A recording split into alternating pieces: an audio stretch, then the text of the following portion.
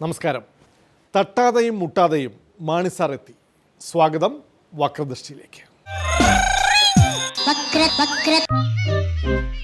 മാണി സാറും കേരള കോൺഗ്രസ് MLA-മാരും ഇന്ന് നിയമസഭയിൽ എത്തിയത് അപരിചിതരെ പോലെ. വരവും ഇരിപ്പും നടപ്പും പ്രത്യേക ബ്ലോക്കായി. മുഖ്യമന്ത്രിയും VS-ഉം പ്രതിപക്ഷ നേതാക്കളും വന്ന് സഭ തുടങ്ങിയിട്ടും KM മാണിയും MLA-മാരും വന്നത് കുറച്ച് വൈകി. വന്നപാടെ UDF-കാരുടെ ദേഹത്ത് തട്ടാതെയും മുട്ടാതെയും ഇരുന്നു എന്ന് മാത്രമല്ല, UDF നിരയോട് മിണ്ടാട്ടവും പറച്ചിലും ഒന്നും ഇല്ലായിരുന്നു. കാതടയും രോദനമെങ്ങോ ദൂരെ ദൂരെ ഇന്നേകാന്തമായി ഗാനം പോലെ കതിരണിയും കനകനിലാവ് ഒരു സാന്ത്വനം മൃദു സാന്ത്വനം എന്നെവിടെയാ മൊഴികൾ എന്നെവിടെയാണിരുളകലുന്നൊരു പുലരി സൂര്യമുഖ ഇനിയൊരു പുതിയ മുഖം ഇനിയൊരു പുതിയ മുഖം. നമ്മൾ UDF-ന്റെ ആ ഇടയിൽ നിന്നും മാറി ഇപ്പുറത്തിരിക്കുന്നു എന്നുള്ളതാണ്. UDF-ന്റെ ഇടയിൽ അങ്ങോട്ട് തിങ്ങിയിരിക്കേണ്ട. ഇരുളിൻ വാതിലടച്ചു തുറന്നൊരു കനവിൻ പുതിയ മുഖം ആരും കണ്ട് കൊതിക്കും പുതിയൊരു സുന്ദര സാന്ധ്യമുഖം. ആരും കണ്ട് കൊതിക്കും പുതിയൊരു സുന്ദര സാന്ധ്യമുഖം. മാറി അങ്ങ് എഴുന്നേച്ചാൽ മുട്ടാതെയും തട്ടാതെയും ഒക്കെ നമുക്ക് പതുക്കെ ഇരിക്കാമല്ലോ, സ്വതന്ത്രമായിട്ട് ഇരിക്കാമല്ലോ എന്ന് കരുതി എന്നുള്ളത്.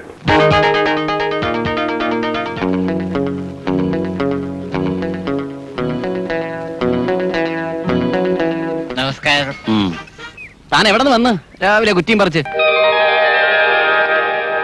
തൊട്ടേനെ ഞാൻ മനസ്സ് കൊണ്ട് കെട്ടിപ്പിടിച്ചേനെ ഞാൻ ഈ ചിത്രത്തൂണിലെ പ്രതിമ പോലെ മാറിൽ ഒട്ടിപ്പിടിച്ചേനെ ഞാൻ.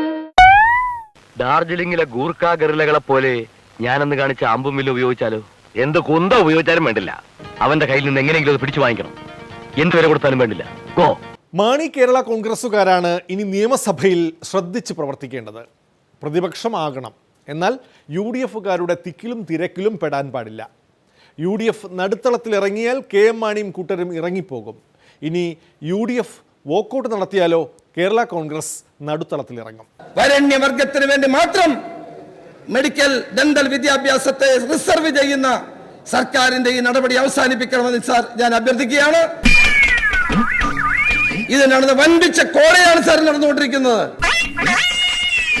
ഈ അഴിമതിയാണ് സാർ ഇവിടെ നടക്കുന്നത്. ഇതിനെതിരായി ശക്തമായി ഞാൻ പ്രതിഷേധിക്കുന്നു സാർ. ഈ സഭയിൽ തന്നെ ഞങ്ങൾ വാക്കൗട്ട് ചെയ്യുന്നില്ല. ഈ സഭയിൽ സമരം ചെയ്യാൻ തന്നെയാണ് സാർ ഞങ്ങൾ തീരുമാനിച്ചിട്ടുള്ളത്.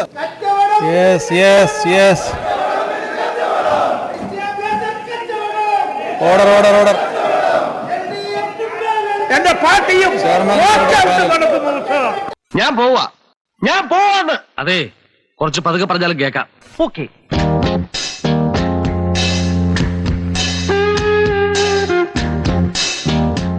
ആരുടെയൊക്കെ മക്കൾ ഫീസ് ഇളവിൽ സ്വാശ്രയ മെഡിക്കൽ വിദ്യാഭ്യാസം നടത്തുന്നു എന്ന വിവരം ആരോഗ്യമന്ത്രിയുടെ കൈവശമുണ്ട്. വെളിപ്പെടുത്താൻ പ്രതിപക്ഷത്തിൻ്റെ വെല്ലുവിളിയും. തർക്കം മുറുകിയതല്ലാതെ മന്ത്രി വെളിപ്പെടുത്തിയില്ല. അപ്പോൾ കള്ളക്കച്ചവടങ്ങളാണ് സ്വാശ്രയ വിദ്യാഭ്യാസ രംഗത്ത് എന്നല്ലേ ജനങ്ങൾ മനസ്സിലാക്കേണ്ടത്? ഇവിടെ യൂത്ത് കോൺഗ്രസുകാർ സമരം ചെയ്യുകയാണ്.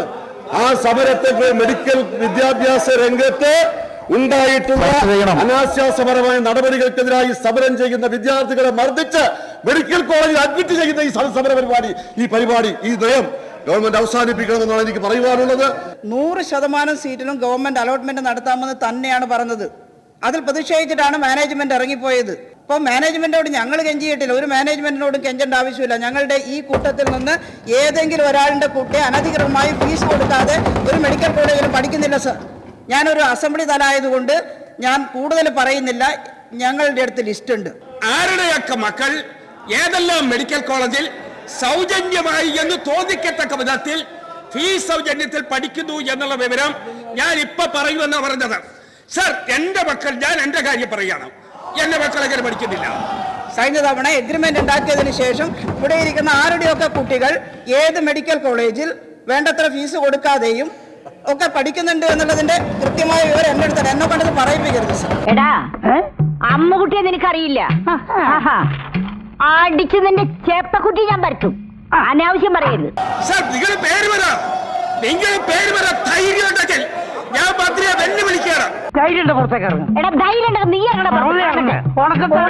നിങ്ങൾ പേര് പറ, ആരാണെന്ന് പറ. ഈ ഞങ്ങളുടെ 47 പേരുണ്ട്, ഏതാണെന്ന് പറ.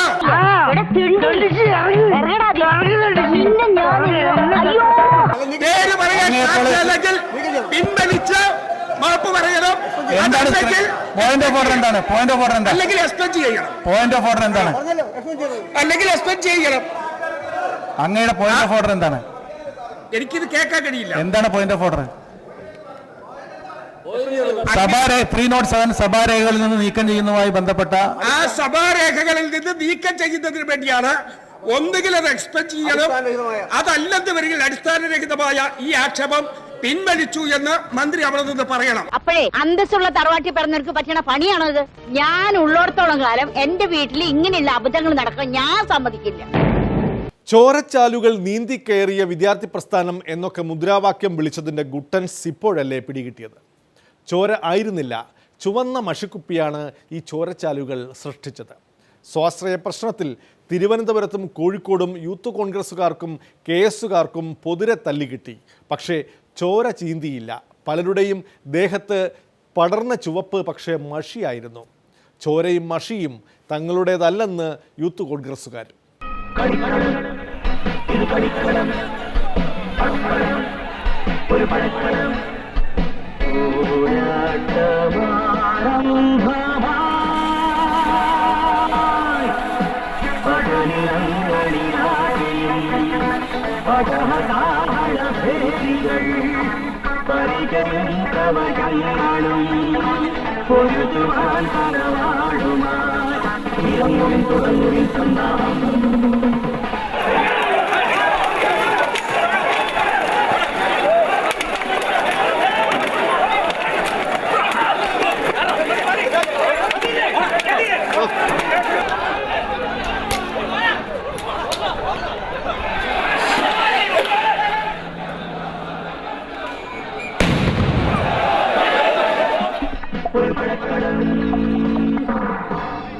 എറിഞ്ഞ ചായമാണ്, ടിയർ ഗ്യാസിനോടൊപ്പം എറിഞ്ഞ ചായമാണ്.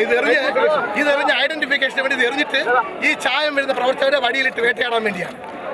ഇതുപോലുള്ള 100 കണക്കിന് ടിന്നുകൾ എറിഞ്ഞിരിക്കുകയാണ്. ഇത് ഞങ്ങളെല്ലാം ചോരയെന്ന് വിചാരിച്ചതല്ല, ഇതെല്ലാം കളർ എറിഞ്ഞിരിക്കുകയാണ്. ഐഡന്റിഫൈ ചെയ്ത് പിടിക്കാൻ വേണ്ടി ഇതെല്ലാം പോലീസ് എറിഞ്ഞതാണ്. നിങ്ങൾ അങ്ങോട്ട് മാറിക്കൂടെ?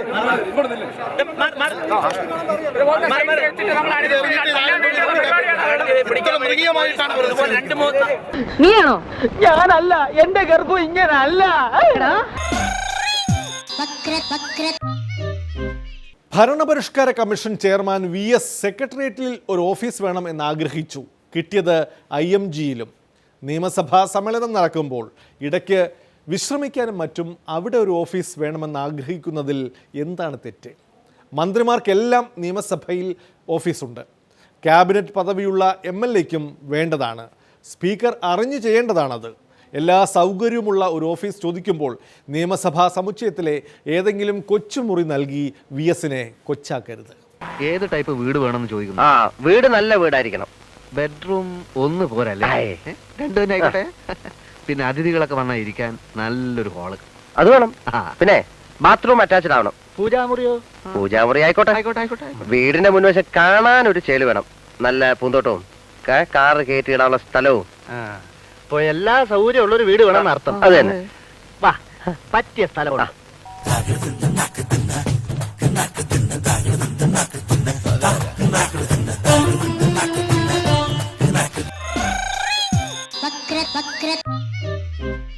വക്രദൃഷ്ടിയിൽ ഇടവേളയാണ്. കിട്ടി BDJS-നും ഒരു അപകർഷണം. ആനന്ദലബ്ധിക്ക് ഇനിയൊന്നു വേണം. കൺവീനർ തുഷാർ വെള്ളാപ്പള്ളി.